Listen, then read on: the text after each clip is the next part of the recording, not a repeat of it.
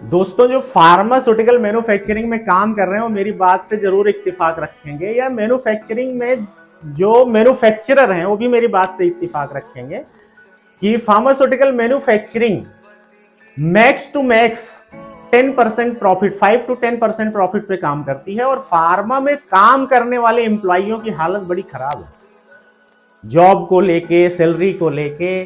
ये इसलिए खराब है, जो मैं सोचता हूं, जो मेरा पर्सनल ओपिनियन है, उसके पीछे रीजन है डिस्ट्रीब्यूशन सिस्टम। डिस्ट्रीब्यूशन सिस्टम में अगर आप प्रॉफिट मार्जिन की बात करें तो 1:10 के रेशियो में जनरली चल रहा है।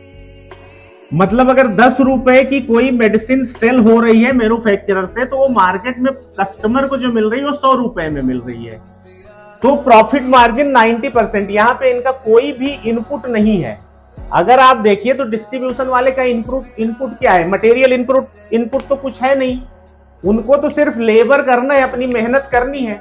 मेहनत के साथ ही वो 90%, यानी 90, आप कह सकते हो 900% की मार्जिन उन तक जा रही है।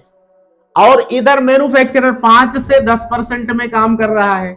अब इस 5 से 10% की जो मार्जिन है, इसी में उसको प्लांट भी चलाना है, इसी में उसको सैलरी भी देनी है एम्प्लॉइयों को, उसी में उसको यूटिलिटी की कॉस्ट भी देनी है, उसी में उसको लीगल एक्टिविटी भी करनी है, सारी फीसेस देनी है, सारे टैक्सेस देने हैं, सारा कुछ इसी में है अवेलेबल।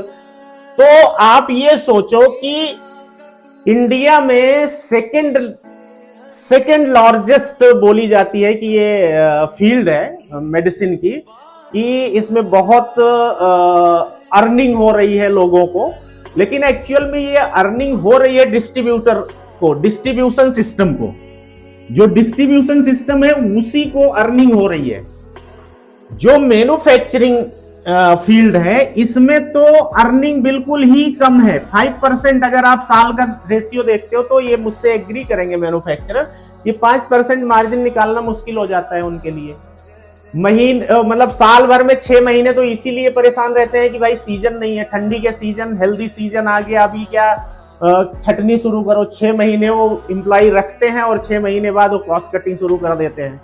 तो इन चीजों को सुधारने के लिए मुझे लगता है कि एक बार इस टॉपिक पे सबको सोचने की जरूरत है, स्पेशली फार्मा एम्प्लॉई को, स्पेशली फार्मा मैन्युफैक्चरर को ये चीज सोचने की जरूरत है कि भाई डिस्ट्रीब्यूशन सिस्टम में और मैन्युफैक्चरिंग में कम से कम 50% की मार्जिन तो लेके आए, कि भाई आप इतने में डिस्ट्रीब्यूशन करो, आप इतने में डिस्ट्रीब्यूशन, क्योंकि वो सेल कर रहे हैं, परचेज कर रहे हैं, तो उनकी वैल्यू अलग हो गई है।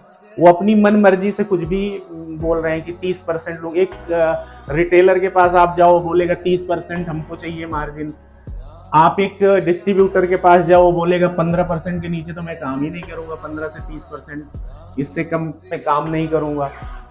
यार यहाँ पे जो कि सिर्फ एक दुकान खोल के बैठे हैं, कि इंफ्रास्ट्रक्चर बना के बैठे हैं, वहां पे इनका इनपुट कुछ नहीं है, सिर्फ सर्विस की कॉस्ट है इनकी, और इतनी परसेंट की मार्जिन उनको दी जा रही है। तो जो सेटअप लगा के बैठे हैं 10 करोड़ 20 करोड़ का, उनको भी तो प्रॉफिट मार्जिन आनी चाहिए। और एटलीस्ट तो उनके पास जो लोग काम कर रहे हैं वो टेक्निकली स्किल्ड लोग हैं, बी फार्म, फार्मेसी ग्रेजुएट या साइंस ग्रेजुएट लोग काम करते हैं, तो उनको तो कम से कम सम्मानजनक सैलरी मिलनी चाहिए। यूनिवर्सिटीज में मैं गेस्ट लेक्चर के लिए जाता हूँ, वहाँ ये चीज़ों का लोग बोलते हैं कि भाई इंडस्ट्री में कम से कम इनिशिएशन के लिए अच्छा पैसा तो शुरू करो, कम से कम इतना पैसा तो दो कि सर्वाइवल हो सके। यहाँ स्किल्ड पर्सन की जो बेसिक सैलरी होती है उससे कम सैलरी दी जा रही है लोगों को। बी फार्म ग्रेजुएट आता है, एक तो सबसे पहले उसको जॉब नहीं मिल रही है, दूसरा जॉब मिल भी रही है तो कंप्रोमाइज करना पड़ता है। किसी को 10,000 रुपये मिल रहे हैं, किसी को 8, किसी को 12, इस पे उसको स्टार्टअप करना होता है।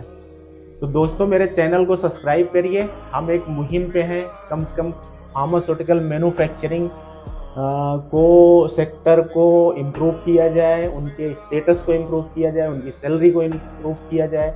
अब वो कैसे होगा? जब आप लोग मेरे साथ खड़े होंगे, मेरी आवाज़ को आवाज़ बनाएंगे, तो शायद इस पे लोग सोचना शुरू करें। होप मेरी बात आप लोगों को समझ में आई होगी। मेरे चैनल को सब्सक्राइब करिए, आपको अच्छा लगता है तो और लोगों को शेयर भी करिए और लोगों को बोलिए मेरे चैनल को सब्सक्राइब करें। जिससे उनको कम से कम बेसिक चीज़ों का नॉलेज हो सके। ऐसे कुछ वीडियोज हम बनाते रहते हैं और इसको रेगुलर बेसिस पे डालते रहते हैं अपने चैनल पे। प्लीज़ चैनल को सब्सक्राइब करिए। Thank you very much. धन्यवाद।